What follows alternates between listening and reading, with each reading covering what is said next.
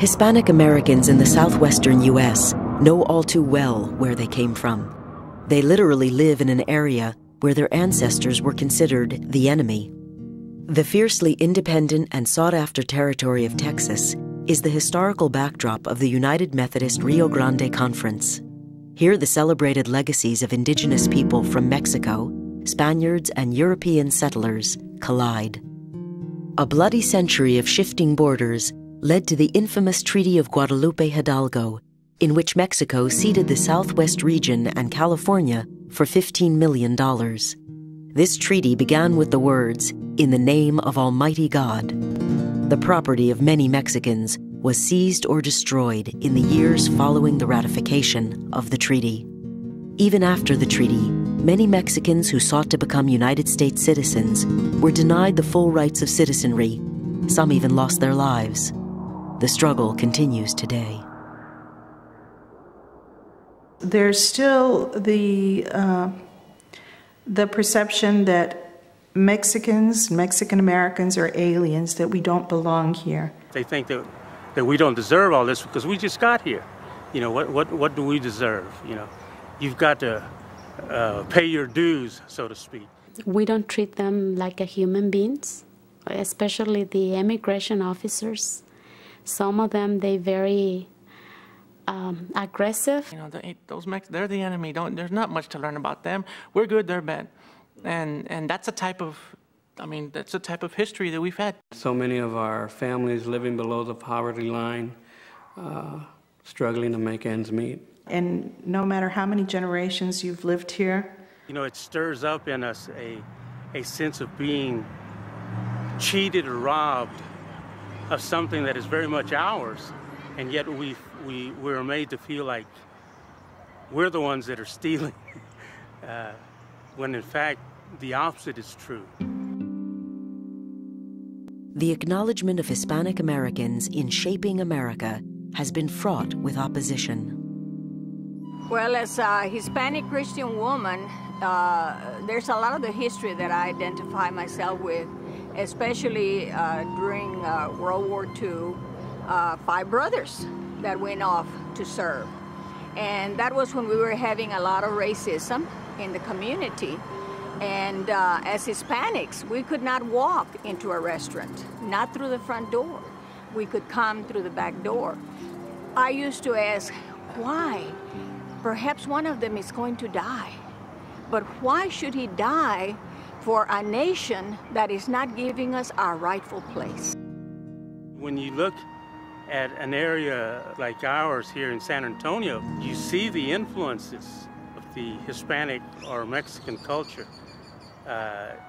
The language, the food, a lot of the architecture. You go through the streets of San Antonio, and you will see probably that 75% of the streets are Spanish names. So that tells you something, you know, or should tell you something. As far as Texas history goes, as far as Hispanics in Texas, very little. Mostly about Davy Crockett. You hear about Jim Bowie. You hear about these heroes. Here in San Antonio, you know, the Alamo City, you know, remember the Alamo? Texas history, growing up in 7th and 8th grade, I took Texas history, and that's basically what we got out of it.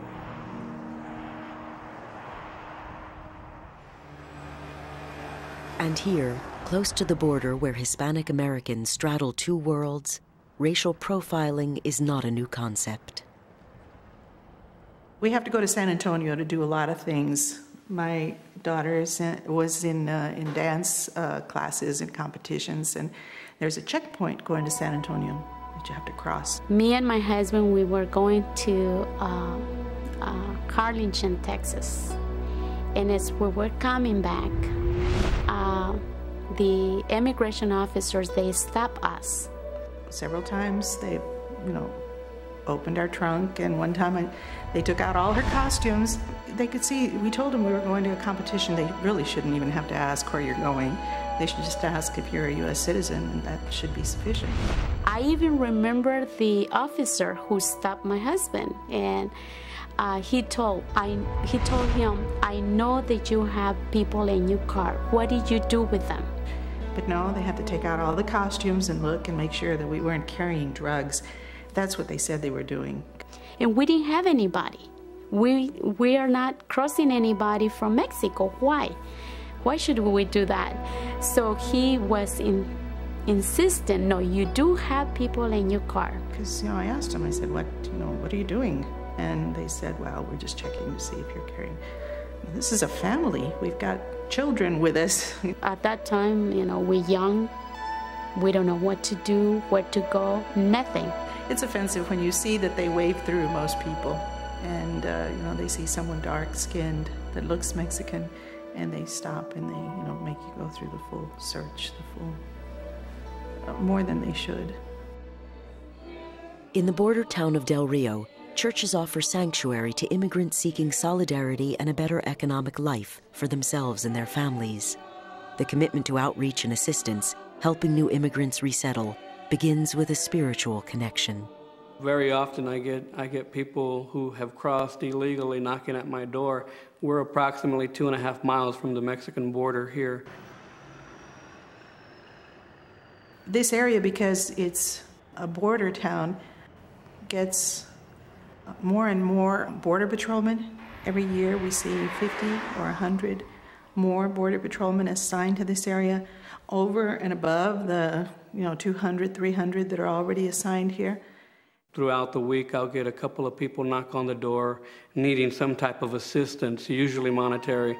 But we try and be as supportive as possible, as much as our resources allow us. The church in Del Rio has helped me in many ways. When I came here to the United States, they supported my family, and especially in our time of need. They received us with open arms. Y hemos vivido gracias a Dios, muy bien, porque aquí de los miembros de aquí la Iglesia Metodista nos recibieron muy bien.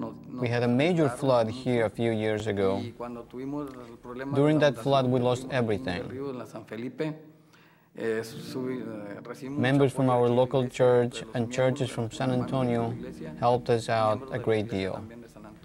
I am very grateful to my brothers and sisters for being there for us, and I thank God for watching over my family, especially during the flood.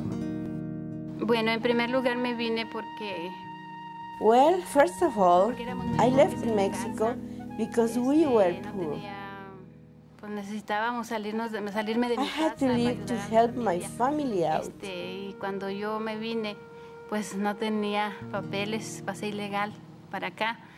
Me acuerdo que cuando fue en el año I came with my father without papers in 1975. Vine con mi papá y otras familiares y pasamos del río. We crossed the river in a canoe and spent 15 days in the wilderness. Caminando por el monte 15 días. The church is playing a role, an active role in making sure that a lot of the obstacles, if not all, a lot of the obstacles are being overcome. The spiritual journey through this complex historical landscape has been painful and hard-fought. Regardless of where we came from, regardless of what the color of our skin was,